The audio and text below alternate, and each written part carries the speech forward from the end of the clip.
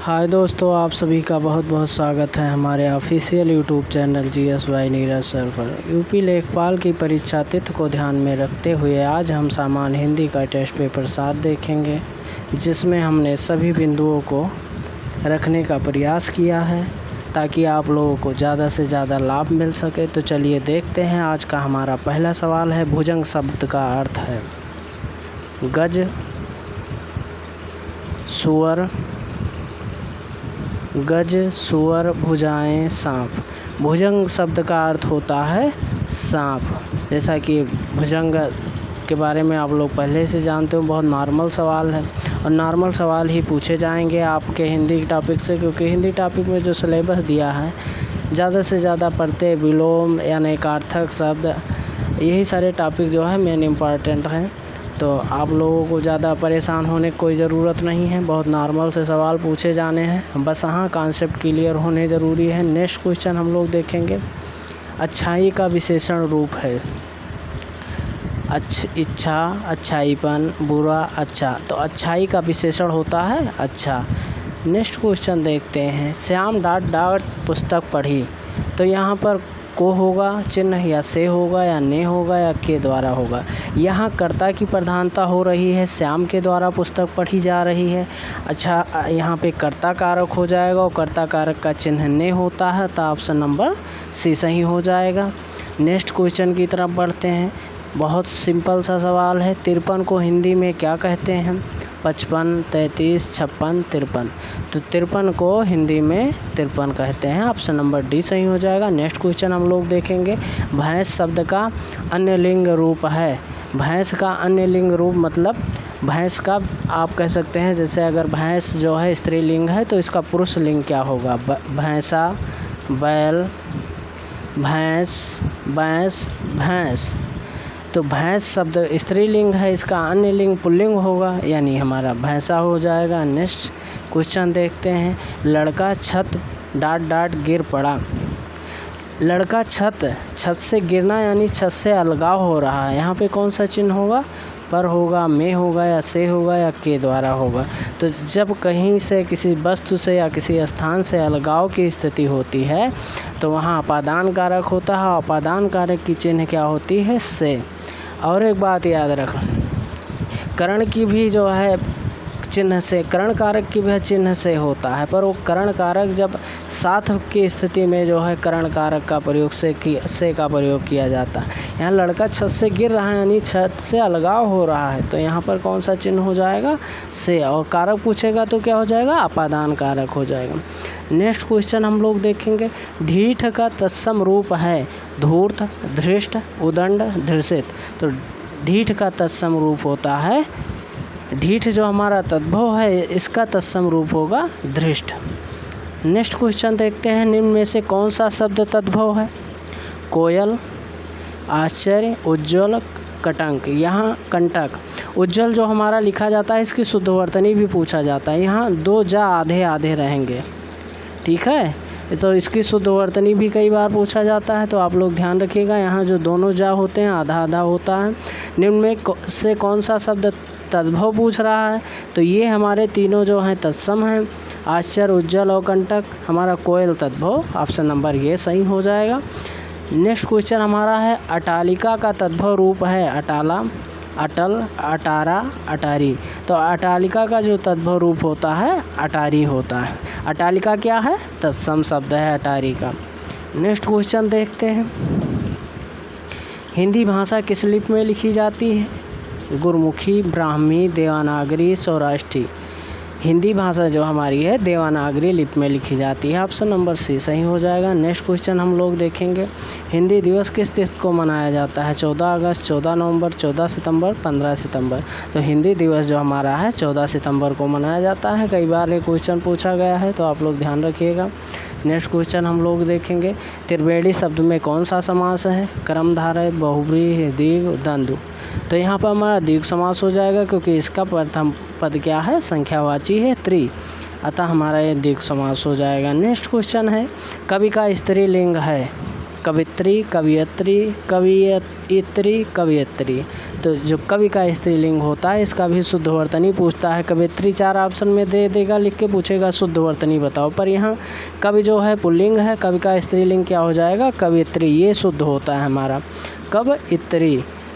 Option number D सही हो जाएगा। नेक्स्ट क्वेश्चन देखेंगे, पेड़ से फल गिरा निम्नलिखित से उपयुक्त कारक चुने। अभी आपको मैंने क्लियर ही किया था, कर्ण कारक होगा, अपादान कारक होगा, संबंध कारक होगा कि संबोधन कारक होगा।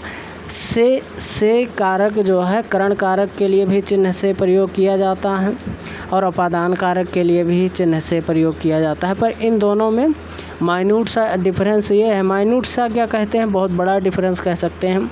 कर्ण कारक जब किसी के साथ की स्थिति को दर्शाता है तो वहाँ कर्ण कारक से के अर्थ में होता है, चिन्ह होता है। अपादान कारक जो होता है जब कहीं से अलगाव होने लगता है, जैसे पेड़ से फल गिरा तो पेड़ से फल का अलगाव हो गया, अलग हो गया पेड़, तो वहाँ से के अर्थ में, से चिन्ह के अर्थ में क्या हो जाता है?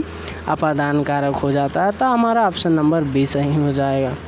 मैं उम्मीद करता हूँ आप लोगों को बिंदुवार सारी चीज़ें जो है समझ में आ रही होंगी। नेक्स्ट क्वेश्चन हम लोग देखते हैं, नील कमल में कौन सा समास है? बहुब्रीहि समास, द्विगु समास, कर्मधारय समास, द्वंद्व समास। तो यहाँ नील और कमल दोनों पद प्रधान हैं और जहाँ दोनों पद प्रधान होते हैं, दोनों पदों की प्रधानता होती है, वहाँ हमारा कर्मधारय समास हो गया।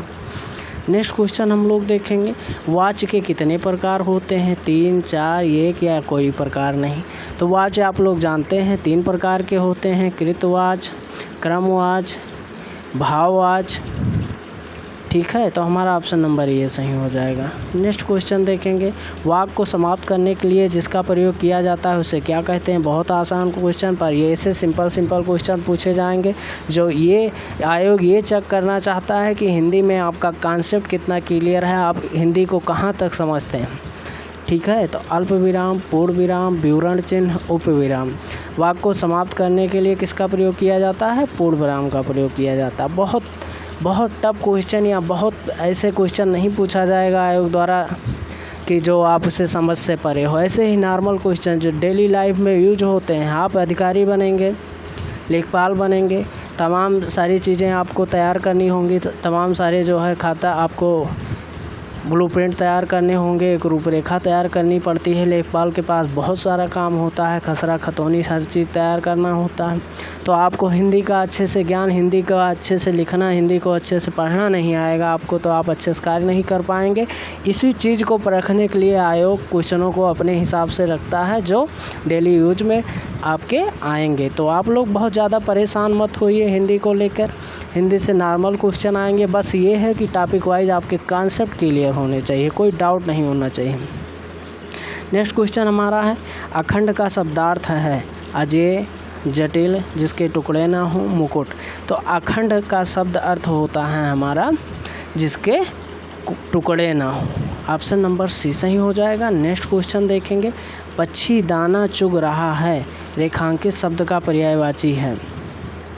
पंकज, अंडज, खग, नभचर। नहीं है पूछ रहा है, नहीं ही है क्वेश्चन। बहुत ढंग से पढ़िएगा आप लोग। क्वेश्चन पढ़ते वक्त अगर सावधानी रखें, परीक्षा में क्या होता है, सिलेक्शन उन्हीं बच्चों का होता है जो सरल क्वेश्चनों को नहीं गलत करते हैं। तो आप लोग भी कोशिश करिएगा सरल क्वेश्चन ना गलत होने पाएँ। और ऐसे माइन्यूट होता क्या है बच्चे, ये तो मैं जानता था, पढ़ा नहीं, क्वेश्चन ढंग से गलत हो गया। बहुत बच्चे क्या पर्यायवाची है, मार दिए खग, नहीं दिया है। कौन सा पर्यायवाची नहीं है पक्षी का? तो पक्षी का पर्यायवाची पंकज नहीं है। ठीक है, नेक्स्ट क्वेश्चन हम लोग देखते हैं, हमें अनाथ बच्चों की मदद करनी चाहिए, रेखांकित शब्द का विलोम है। अनाथ जो ये रेखांकित शब्द है इसका विलोम क्या होगा? सनाथ, आज्ञ, अपाहिज, जिसका कोई ना हो। तो अनाथ का विलोम सनाथ होता है, याद रखिएगा आप लोग।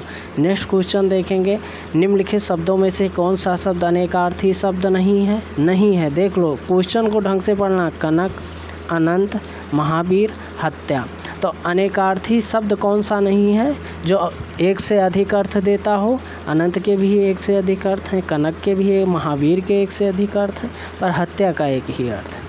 अतः हमारा ऑप्शन नंबर यहाँ से डी सही हो जाएगा, ये अनेकार्थी शब्द नहीं है। नेक्स्ट क्वेश्चन देखते हैं हम लोग, हमें प्रतिदिन सूर्य नमस्कार करना चाहिए। रेखांकित शब्द को पहचानिए। उपसर्ग, अव्यय, सर्वनाम, कारक। तो हमें प्रतिदिन सूर्य नमस्कार करना चाहिए, इसमें जो प्रतिदिन रेखांकित है उस शब्द का जो है हमको क्या बताना है, शब्द को पहचानिए। एक कैसा शब्द है, उपसर्ग है, सर्वनाम है, कारक है। तो ये ना उपसर्ग है, ना सर्वनाम है, ना कारक है, ये क्या है, अव्यय है जो बे ना हो सके। बे ना हो सके यानी संज्ञा सर्वनाम या विशेषण के हिसाब से उसको बदला ना जा सके। संज्ञा सर्वनाम या क्रिया के रूप में उसको बदला, प्रतिदिन ही रहेगा, चाहे जैसे लिखोगे आप, इसमें कोई परिवर्तन नहीं हो सकता, अतः ये अव्यय हो गया जो बे ना हो। नेक्स्ट क्वेश्चन देखते हैं हम। मिलाप शब्द में कौन सा पढ़ते हैं? मिल, आप, अप, लाप। तो मिल धन आप मिलाप होता है हमारा, आप प्रत्यय हो जाएगा। प्रत्यय वही शब्द हैं जो किसी शब्द के अंत में जुड़ के, मूल शब्द के अंत में जुड़ के उसका अर्थ बदल देते हैं। तो मिल में आप जुड़ा तो मिलाप हो गया, हमारा ऑप्शन नंबर बी सही हो जाएगा। नेक्स्ट क्वेश्चन की तरफ हम लोग बढ़ते हैं।